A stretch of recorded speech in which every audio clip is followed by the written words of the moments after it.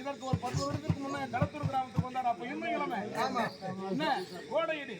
இந்த உடுக்கை இழந்தவன் கை போல் அதை போன்று நம்முடைய மிருதங்காரரின் ஒரு பெருத்த வேலை. அதெல்லாம் சொன்ன உடனே நமக்கு வருகை வந்திருக்கிறார்கள். ஆனால் இவையெல்லாம் பெரிய ஒரு அமைப்பு தானேமா, உதவி மட்டுமல்ல. உயிர் உள்ள வரையிலும் இதெல்லாம் மறக்க முடியாத ஒரு நிகழ்வு, நட்பு. ஆமா, அந்த இனம் இவங்க வந்துட்டாங்கண்ணா. அவரு சொல்லிட்டாருப்பா, துட்டுக்காக வரல. நான் பிள்ளைங்க பார்க்கலாம். ஆமா, சின்ன பிள்ளை மருதுங்க. ஆமா, நம்ம வீட்டு பிள்ளை எல்லாம் என்ன செய்யும், வேற வேற வேலைக்கு போவாங்க. கலை என்பது தெய்வீகம்.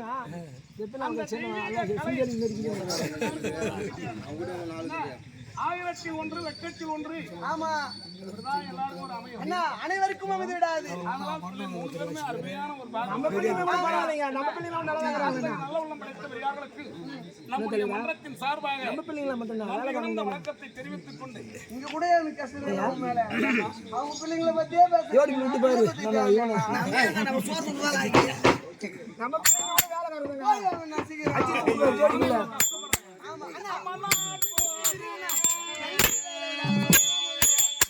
தீர்த்த யாத்திரையாக எங்கடா போயிருக்கிறாரு?